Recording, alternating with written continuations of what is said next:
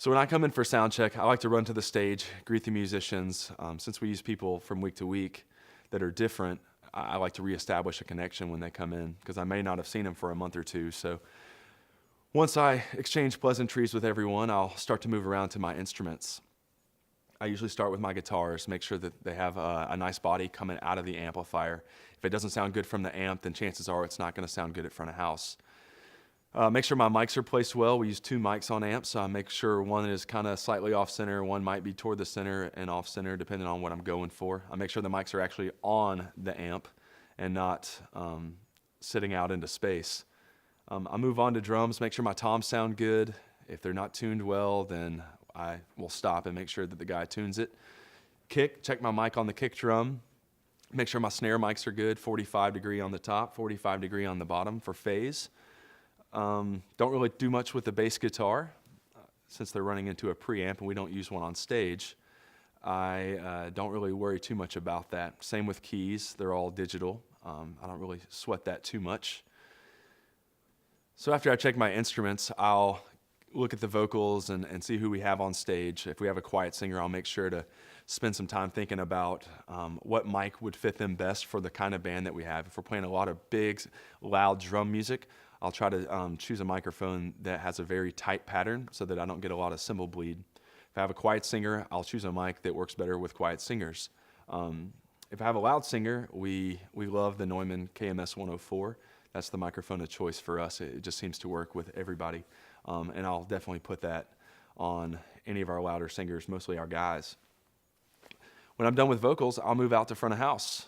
I like to make sure my masters are at unity. I'll check my VCAs, whatever all my instruments are assigned to, make sure they're assigned correctly, and I like to put my VCAs slightly lower, not at unity, maybe at -10, so that I can run my gains hotter.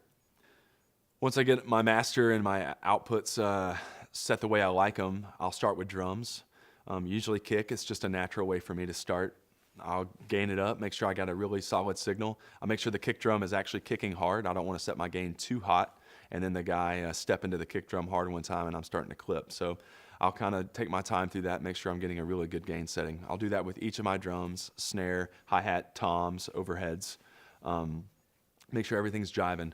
I usually start by pushing my fader up to unity and use my gain knob to set the gain. I think that gives me a little more flexibility when I'm mixing the details later on. Once I got my drums sounding good, Dustin likes to call it the tick-tock, where my kick and my snare are sounding really good together, nice and even. I'll move on to bass guitar. I'll push my bass up. I almost always use a compressor to try to keep the dynamic range in a really tight area. I'll gain it up kind of hot. I really like to get a strong signal with bass guitar to make sure the bass frequencies sound great. And even if I gain it up on the channel strip really hot, I might fix that and bring it back down by using my output gain on my compressor. So I really like to have a really hot signal on our digital console. I don't really spend much time on the bass. I make sure it's nice and round because the bass guitar really needs to be tweaked when it's sitting inside of the mix. I kind of adjust the bass for what the mix needs. So once I get my bass guitar at a really solid volume, sounding really good on the low end, I'll push my keys in the mix. Typically we have piano sounds and a lot of string pads. I'll get those kind of set. I don't really spend much time on that. Make sure they're not really muddy in the low end. And a lot of times you don't know if they're muddy in the low end until you start adding your other instruments. So I just get a good gain setting, get my fader up at unity, and then I'll move on to acoustic guitar. With the acoustic, it's always a challenge. There's very few acoustic guitars that sound great without a lot of help. And in a rock mix, it's not a crucial instrument to have. So I'll get a good gain setting on it, try to EQ it a little bit to get it sounding good. A lot of times this is where I spend the most time sweeping EQ, where I boost the gain on a frequency range to 10 decibels or so. And then I'll sweep the frequency around to try to find the really gross sounding frequencies, and then I'll start cutting from there. Once we finish the acoustic, I move on to my pride and joy, which are the electric guitars. Typically we have 2. If you just have 1, then I'll spend even more time on it. Get my guitar sounding big body. I like the cut, which happens at about 2 and 3K, but I don't like it to have too much cut, so I'm really careful about my 2 and 3K areas. Get my guitar up in the mix, gained right, kind of panned off to a side. And then after I get my whole band set up, I'll push it up.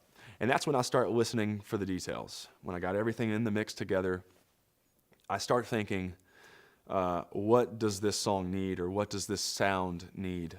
I start listening for summing. Sometimes your guitar will have a lot of 250 in it, your bass will have a lot of 250 in it, your keys will have a lot of 250 in it, and you think, man, it's really low, mid, heavy. And sometimes all you need to do is cut 250 out of one of those instruments, and it'll fix your summing problems.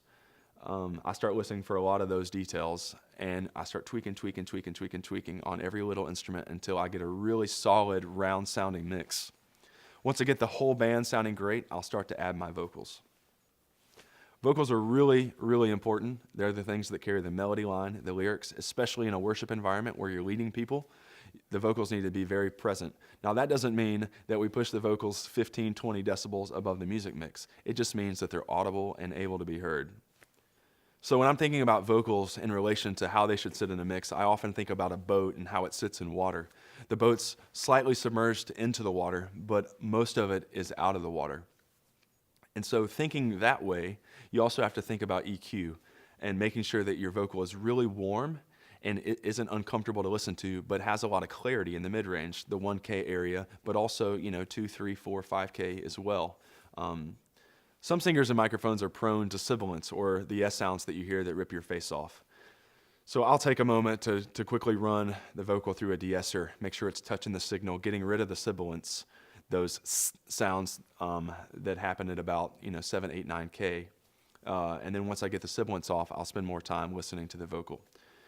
I'll solo it briefly just to make sure that it's really clear and there's not any rumble on the low end. Definitely use a high-pass filter on the vocal for PA bleed and the bass sounds that come back through the PA through the vocal. And then I'll drop the vocal into the mix. A lot of times you'll have a beautiful sounding mix. Your music sounds amazing, and as soon as you add the vocals, it goes to crap. Suddenly you've got a lot of reverb on the mix, or you can't get the vocal up over the mix without it feeding back.